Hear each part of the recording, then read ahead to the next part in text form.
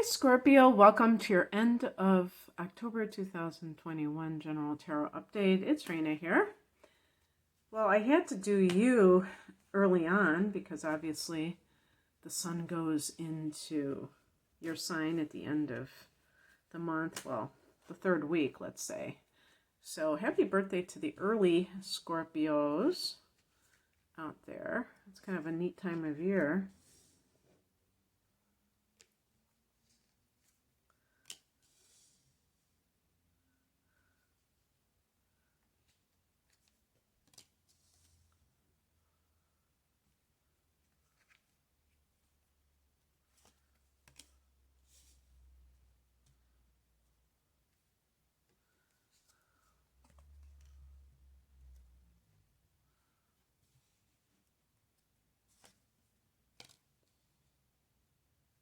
Whoops. I didn't mean to do that. Sorry.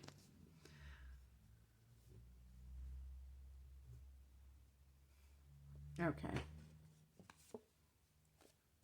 All these cards just kind of came tumbling down here. Let me get them situated.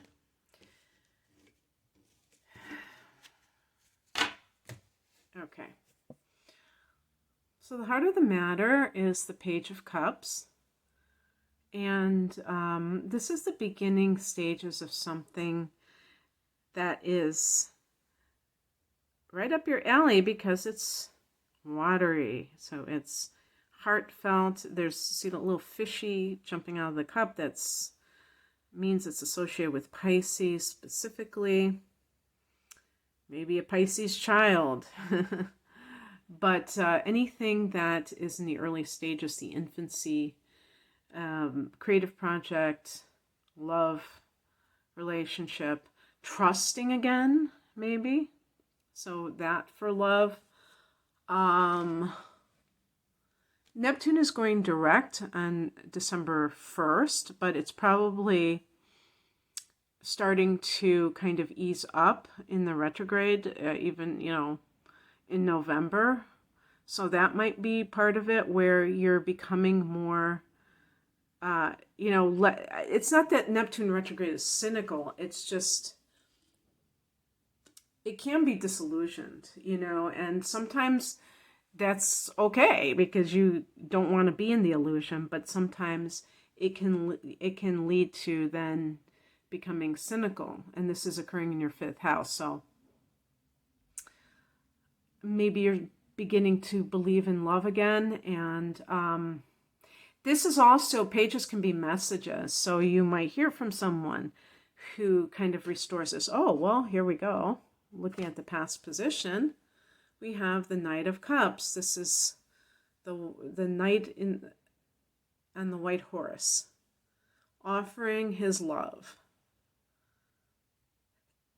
And this is an offer that is coming to you from an open heart, somebody who is who cares about you and wants to have some kind of relationship with you. I don't want to just always just say romantically, but it has that connotation with the way that looks. It looks like it's straight out of a Harlequin romance. Or is it Harlequin? I don't know. I always say Harlequin. So a nobility to it and things like that. The higher message is the Fool card, and it's like trusting the universe, going off into the wild unknown, and being very spontaneous. I just got this card for Libra too, in a different position. But because you're a fixed sign, you may have a tendency to try to control your environment too much and want everything to be predictable and guaranteed and everything. That's no way to live life. I mean, maybe in some instances, you don't want to be completely like undisciplined and unscheduled. You know, I guess there's a place for it, but maybe that has kept you a little bit too regimented, and therefore you can't allow for these serendipitous moments to occur. And that's, to me, like, if you are looking for love specifically, that tells me that you might have had a hard time, like, finding it because you're not looking in the right place. You know, you think it has to come in a certain way, and sometimes it doesn't. Sometimes it seems kind of randomly. I wouldn't say that it is random, but it can come when you least expect it, for sure. Now, this might have something to do with an offer that is made to you that is in the creative arts or in the health I would say more like I said the healing arts, so it's more alternative. And it's like it's made for you. It's like it's custom made for you because the Knight is presenting you with it. It's not just this thing that you're... If you want to look at the Knight almost as the universe giving you what you want on a silver platter, so to speak. So, very interesting. And then we have a couple of cards here that are very interesting as well. This is in the challenge position, the Ten of Pentacles. And if you have any kind of inheritance matters, this is showing up as some kind of a conflict. Not a conflict of interest. I'm trying to think... It's funny because I have this sage burning and it's like really starting to heat up, and it's like, it's giving me like a contact high. I know it's not supposed to be anything intoxicating, but boy, it's like, whoa. Anyway, I'm trying to think what your 8th house. So your 8th house must be Gemini. And back in June, there was a solar eclipse here. So this is the house that you rule, the 8th house, which is shared resources. The Ten of Pentacles can be family money. So, you know, inheritances are part of that, but also anything that is coming from, like, help from the family or a family business. So for some people, there is this conflict where they feel like they're obligated to do something that is not really in alignment with what they want to do now. Like, you want to break free. You want to do something that is more creative. So this can even be in, like, I'm saying somebody who's on the younger side, who's in college right now, and let's say or you just graduated from college, and what I typically see is that the person, they majored in something and they go off and get like a entry-level job in that field, and they don't like that work, but they never really had the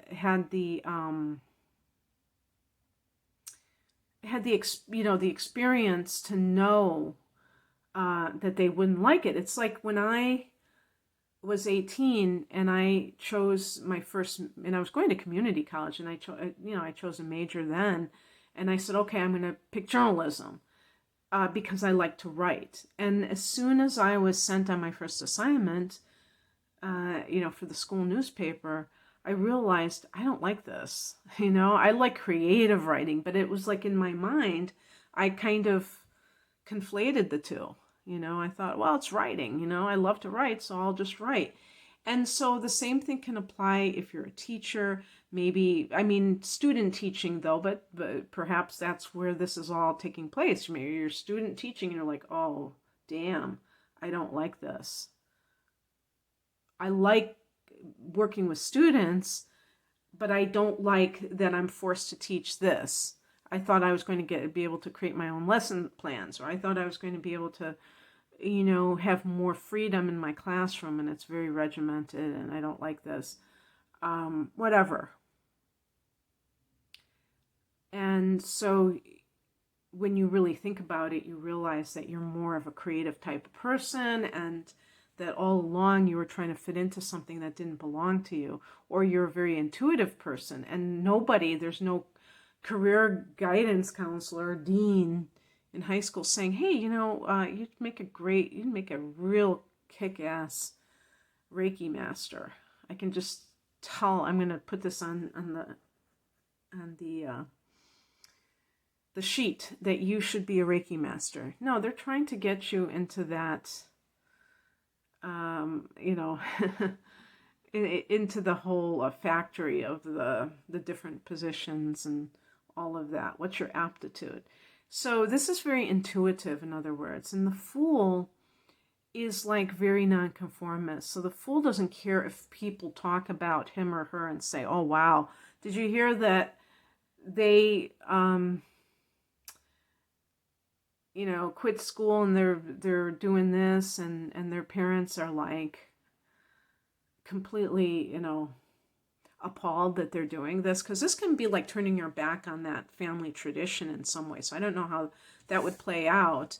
Or you're doing something that you feel that it's not lucrative. It's like, and it doesn't mean that it can't be, though. See, this, even a reversed card can show the potential of something, but it's just not there right off the bat.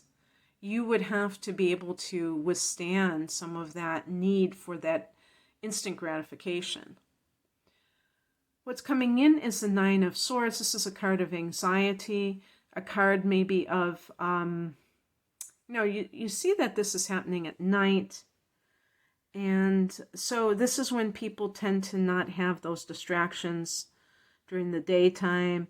Also, as has been noted before, it seems a little bit silly, but maybe it is true, that the bedspread has flowers on it, which indicates that things are not as bad as the person seems, thinks they are, and they're kind of making mountains out of molehills. But I would say that it's kind of like the Five of Cups. It's like there's a silver lining here somewhere. Sometimes you have to go through that dark night of the soul to get to where you want to be, which is freedom, which is really what the Fool represents at the end of the day, is freedom, the freedom of constraints, the freedom of having to fit into somebody else's box. You know, what they have wanted you to be. And the outcome is the Eight of Wands. This is a card of everything kind of taking off. I feel that what this represents to me is October 18th, when Jupiter and Mercury turn direct. Even though Jupiter is currently in an air sign, is in Aquarius, it's not like, you know, the fiery energy of Wands. It does rule Sagittarius, and Sagittarius is a fire sign. The 9th house is a fire house. And I feel like we have been kind of wading through molasses to some degree. And the Mercury retrograde was just the cherry on top of the cake, cake. So that's something that I feel timing-wise. As I record this, it's the 16th of October, so I'm really waiting for the 18th. I think that the second half of this month is going to be a lot more snappier, livelier, and we're going to see things really progress a lot more than they have. Alrighty then, that's what I have for you, Scorpio. I hope that this resonated. If you would like a private reading, I'm primarily an astrologer. I do private tarot readings for those who like them. And I have combination chart analysis and tarot reading called the Whole Enchilada. I have a deep dive, double chart reading analysis and transits, kind of an extended reading. These are for special prices. You can find out about those readings and other readings that I offer at the link below. Take care. Bye.